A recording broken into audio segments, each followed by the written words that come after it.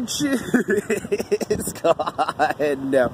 Well, apparently I am feeling much better than I was last week. Yesterday's video, I really didn't get to do much or talk about much. I was super busy, had a long day of just stuff to do, so I really wasn't able to update or even have story time at all. So I'm going to do that right now and talk about lows, like I said I was going to talk about. Lows are particularly very difficult for myself to deal with. Lows, you do not know what a low is until you've been in a low, as far as a bipolar low.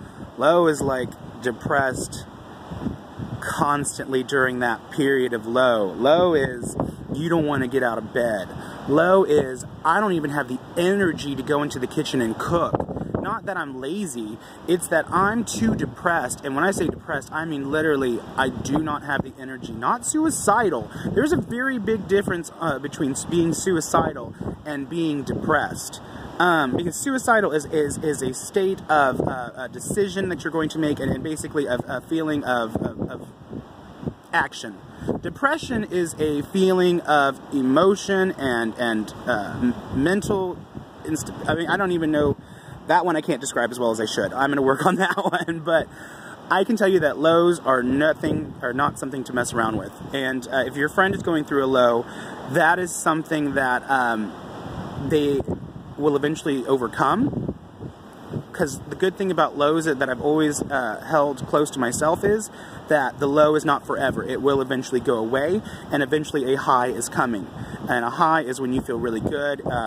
Whether you be the type of person to go out and buy a bunch of shit, whether you be the person, you know, highs are not always good. Highs are just you feel better and you don't want to die. Lows.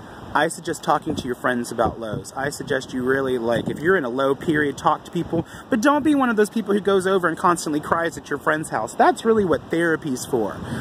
You don't need to be going to your friends constantly and crying every single day, because that shit right there makes me, who I'm already going through my own shit, cry. Like, I can't.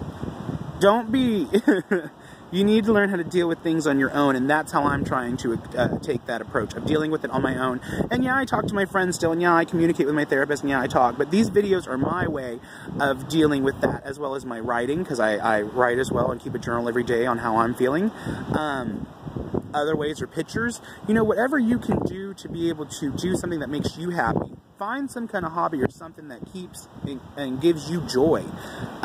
For me, it's my religion. For me, it's my hobbies, as far as going to the beach, as far as writing, as far as taking care of plants, animals, caring for people. I mean, whatever your hobby and your passion lies, go for that, because that will help assist you through your day-to-day lows. And just remember that your lows are not permanent, and that your lows, the good thing about a low is that they will always go away at some point. Even if it's a 2-year low, which people have. I've had a 2-year low. Had a 10-year low apparently and didn't realize it, yo. My grandfather, when I was younger, one of the historic lows that I've had of where it was really bad and I didn't think I was going to make it. Especially because I wasn't taking any medicine at the time. Like, I was anti-medication. When my grandfather passed away at 18, he was the type of person at that time to me that was the only good one around, that just was legit good, didn't do bad things, just was super good, at least in my opinion.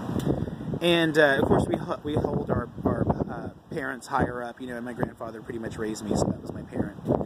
And when he passed away, dude, I just didn't do well with it at all. Like, I completely ignored it. I just did not deal with it. I moved on. I dealt with a low that I was angry all the time. I was belligerent. I was rude. I was a bitch.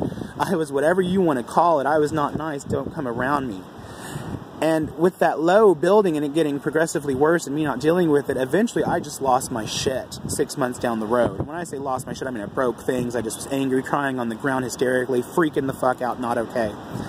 I didn't deal with it. And because I didn't deal with it, it took those 6 months to finally lose my shit. You need to deal with it. You need to find a way to deal with it, whether it's through something positive that you love, or whether it's reaching out to people, or whether it's going to therapy, or whatever. You've got to deal with whatever's going on in your life, just like I'm having to deal with what's going on in mine. So it's not easy to deal with. It's very difficult, as a matter of fact, but I promise you, you will feel better, because after I lost my shit, I felt better, and now that I'm an adult and dealing with it in a more appropriate manner, I feel better. So just find whatever makes you happy and keep going, because you are loved. Love you all, guys. Mwah. Tomorrow. Bye.